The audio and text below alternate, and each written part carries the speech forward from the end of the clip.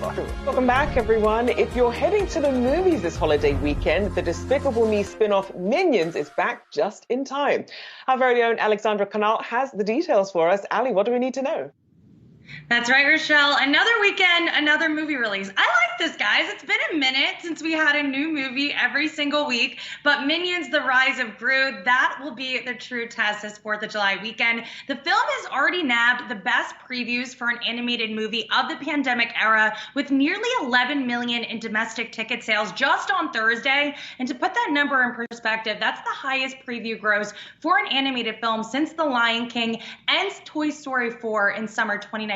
So very strong start. And because of that, it's widely expected that this will easily secure between 70 to 80 million over the 4-day weekend, possibly more room to run. We could see 100 million plus. And if we take a look at what you're seeing on your screen now, that's 4th of July box office records over the years. Despicable Me 3 is on that list. So perhaps we could see Minions make the top 5 or top 10 this weekend. But it's also an important film when we talk about assessing the appetite for family-friendly movies. We did see Lightyear disappoint at the box office over the long Juneteenth weekend. That could have been due to a variety of factors. There were a few controversies surrounding this film, including a same-sex kiss scene that seems to have bled into the numbers. In its 10th day in theaters, the film has only secured 89 million domestically. But when it comes to Minions, they should not have too much to worry about here, especially given the strong start to previews. Analysts that I've spoken with said that there's been a lot of pent-up demand when it comes to animated content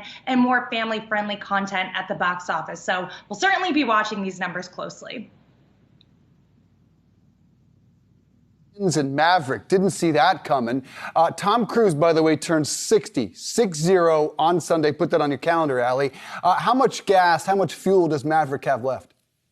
Oh, yeah. I'm a big Tom Cruise fan, Dave, so I already knew he was turning 60. Well done. Yes, the sky is the limit for Maverick, no pun intended. That film just continues to smash records since its Memorial Day weekend debut, garnering more than $1 billion globally, despite not airing in Russia and China. That is super impressive. Maverick ended its 5th week at the domestic box office with a little over $47 million, adding to its grand total of $538.5 million to date. Analysts I've spoken with are a bit hesitant to even put a ceiling on this film. It has been a surprise of sorts, considering it just keeps putting up super impressive numbers. In fact, last week, it almost came out as the #1 title of the weekend. Elvis, though, was able to edge it out just slightly. And that's another film to watch over the holiday. Really positive reviews, beat expectations. And then later on in the summer, we still have some really strong titles on deck, like Thor, Love and Thunder. We know how those Marvel films do in theaters,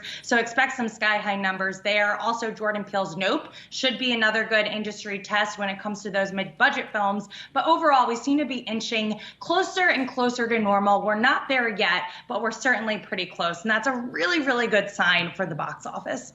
Allie, any idea who's going to the box office? We talk about the fact that the older generation might have been a little bit more hesitant to head to the theaters, given some of those health concerns that they have, because we're clearly not out of the pandemic. Do you have any idea about who's actually venturing into the theaters these days? Yeah, you're right, Shauna. That older audience has been hesitant. So it's primarily been driven by young males. However, I do want to say that for the Elvis audience, 60% were women over the age of 35, and that's the group that we've sort of been targeting. They have been bit slow. So that's a good sign. So we're seeing as more types of films enter the marketplace, different types of audience members are going out to the theater, are going out to see movies. I know anecdotally, I've been hearing more and more stories about people wanting to see certain titles in the theater. So I think the key here is just offering different types of films. Yes, those superhero movies are always going to do really well, but what about the romantic comedy? What about those mid-budget films? That's going to be the true test heading into the rest of this year. And that's why I think Minions is so important too, because we need families to come back. We need moms to bring their kids to the movies. So that's all things that we're watching right now. That's true. Certainly is a team effort getting everyone to the movies. Thank you so much, Allie Canal.